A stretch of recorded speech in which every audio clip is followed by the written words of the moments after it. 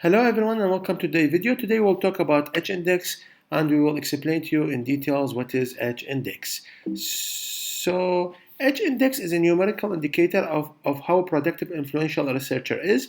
Actually, because H-index, just to give you a historical overview of H-index, previously researcher, they produce a lot of papers, but nobody know how the influence of these research and paper. Did people cite you? Did people benefit from your research? So H-index was invented by George Hirsch in 2005. He's a physicist from University of California.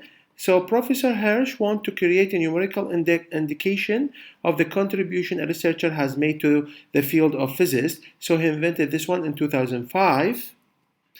An index it was invented as a tool to determine the theoretical physicist relative equality and is sometimes called the Hirsch index or Hirsch number. That's from where the H letter came in the index. So it's called Hirsch index or Hirsch number.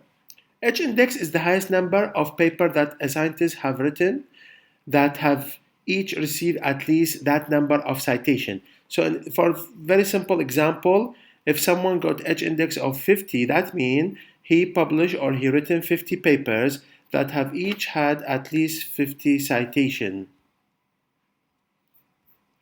So in a simple word, it is how many paper a researcher has published and how many citation he got. So what are the databases that give H index? We have three, the most famous popular databases. We have Google Scholar, we have Scopus, and of course we have the Web of Science that's belong to Clarivate Analytics.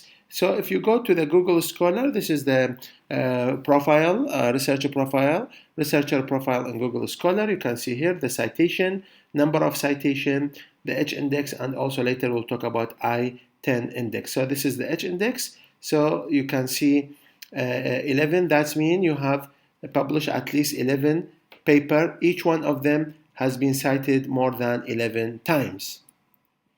So this is the citation, this is the H index, and this is the I10 index. And of course, if you see in Google Scholar, it is showing for the past 5 years also since 2015. Here is the number of citation in every year for the past, like from past 7 years, how many citation every year a researcher will get.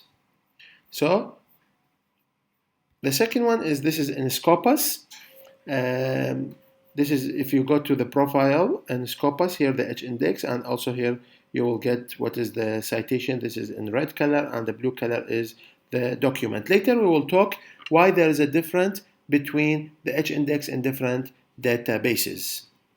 And also in Web of Science, like Pablos is belong to the Clarivate Analytics. So if you go there, also there is H index, and this is H index. If you click on the question mark, it will show that this is important from Web of Science Clarivate Analytics only. So what is the problems of H index? There are some dangers that come with the increasing prevalence of H score. It is difficult to compare H score across field. H score can often be higher in one field than another field. So this is one of the critics to the H index, that some specific field, they have higher H index compared to other. Why? Because some field, they don't have a lot of citation to their work, so their H index will not go up. Okay, H score are open to manipulation through practice like self-citation, or what one of colleague like to call is citation Soviets, small circle of people who routinely cite each other works. We'll talk about this one in a previous video called Malpractices in Research. They do a groups. You cite my work, I cite your work. So this is like this is also research manipulation and research malpractices to increase the H index. Also, H index strip out of any information about the author orders. So maybe someone publish a paper and he is a co-author only, he is not the first author, he is not the corresponding author, and he will get all citation. Like if you have a paper with 7 authors, all the 7 authors will get the citation. This is the other problem. The most worrying thing about the rise of H-score or any other measure of research productivity or influence for that matter is the actual strip out of the idea. They allow us to talk about intellectual endeavor without any reference at all to the actual content, which is what did the society benefit from this research or no. Okay, this is the most important question, why H-index differ between databases, because each database uses only citation from their database.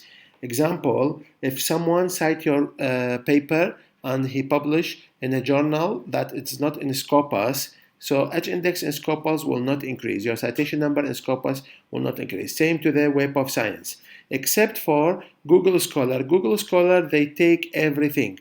But keep in mind, there is a lot of critics against Google Scholar H-index. Why? Because sometimes, because as you know, Google Scholar depend on